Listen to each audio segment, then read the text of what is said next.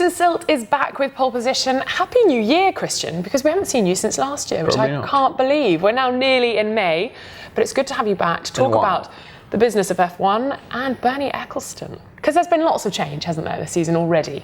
Yeah, we're only relatively short way into it, I suppose, in the early stages. But yeah, in particular with the teams that are missing and races that are departing. Exactly, so, yeah. That was going to be my first point. It's a much smaller grid, it's a much smaller paddock. We've had all the problems with Mana Marussia, were they, weren't they, them turning up at races but not being allowed to race.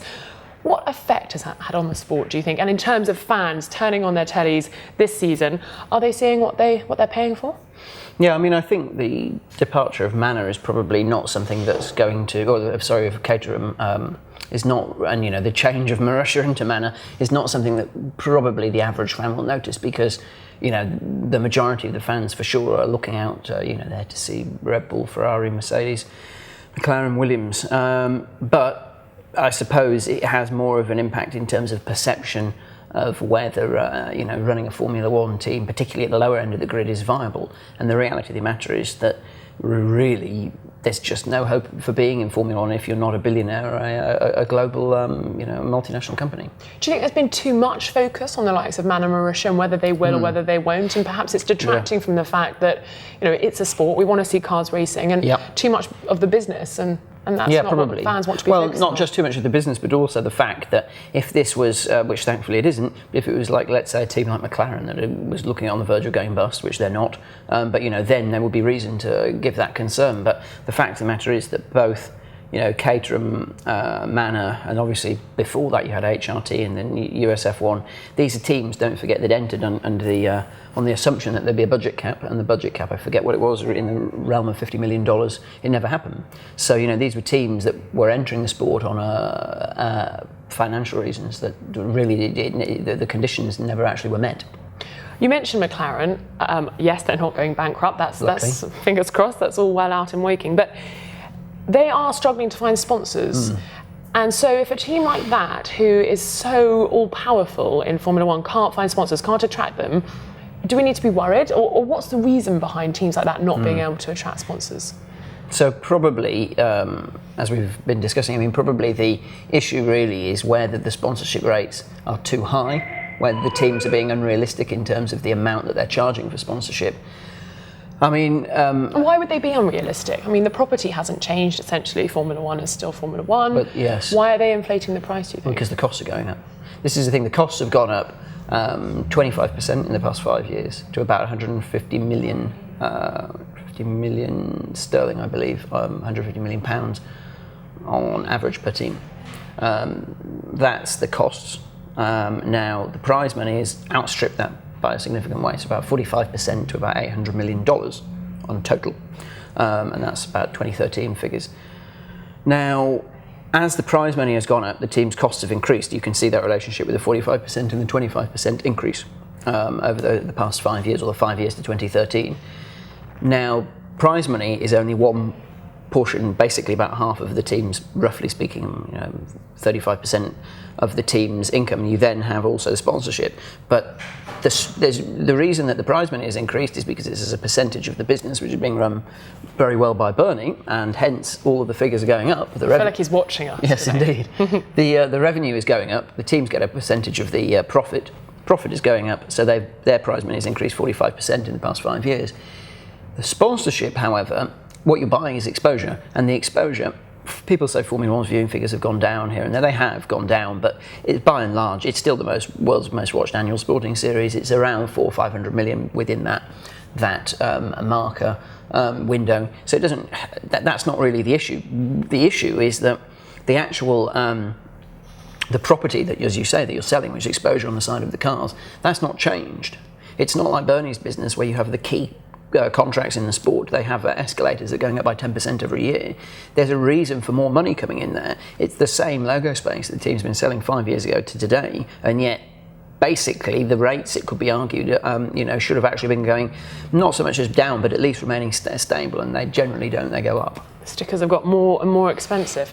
Now, at the beginning of the piece, you mentioned that we're also missing races. Germany off the calendar. That's a huge blow, because we've had a 4-time world champion, Sebastian Vettel. Obviously, we've now got a British champion, but to lose the Grand Prix that has obviously been most relevant to the drivers recently.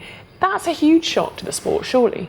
Yeah, I think it is, but the background to that, or the backdrop to it, is the fact that Germany has been in trouble, for a long time. Don't forget, obviously, the rotation between Hockenheim and Nürburgring, which has been going for a long time. And I suppose that's a question. A lot of people who maybe don't follow the sport avidly, they think, well, there've been two places you could host it. Why can't you just go to the other one? And why has it got so bad? Not that simple, really, is it? No. I mean, no. The reason that that they were rotating is because both circuits refused to host it every year anyway.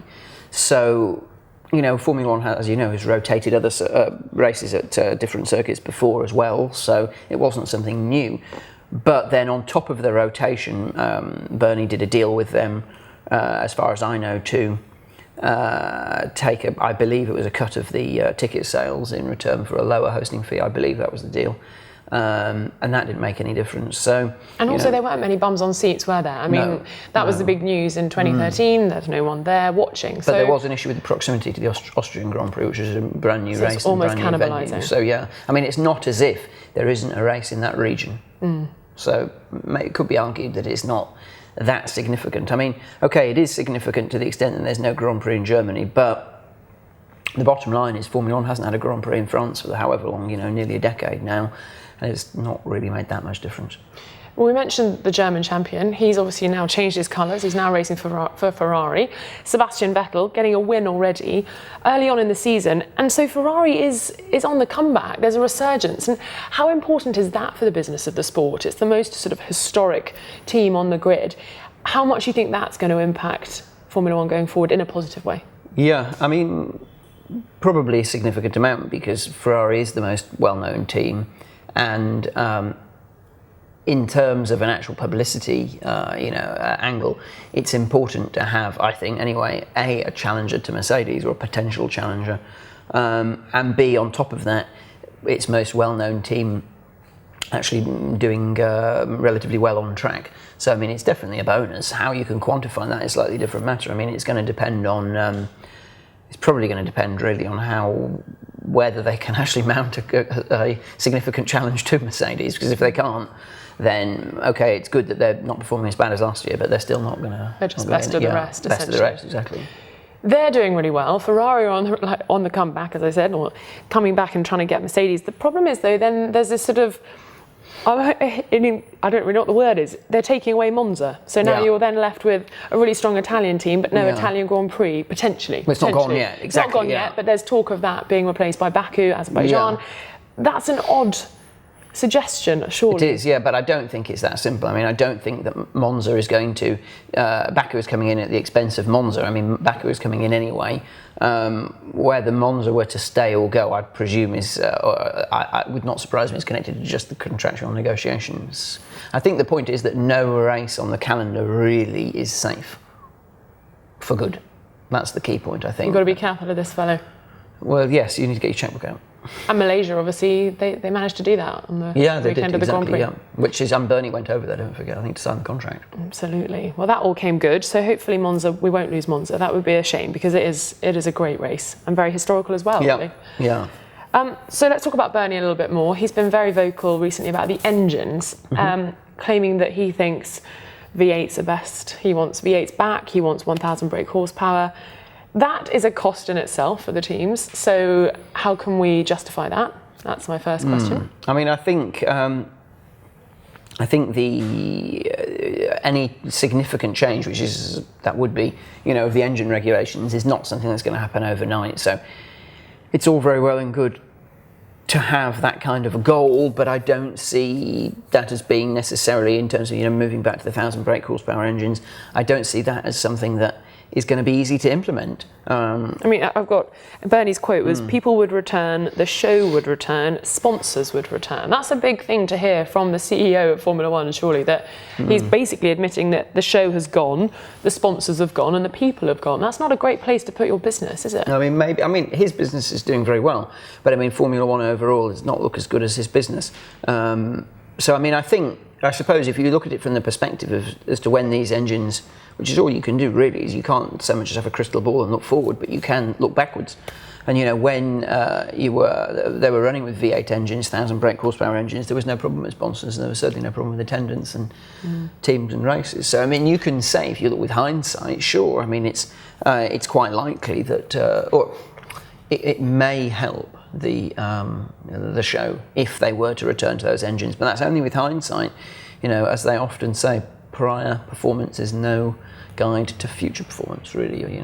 Historical performance is no guide to the future. So I think that's the question really, is would that actually make any difference? And of course, when the V8 engines were really at their peak, it was before the financial crash, etc., etc. So don't think it's that simple. But that said, generally speaking, the new engines have not.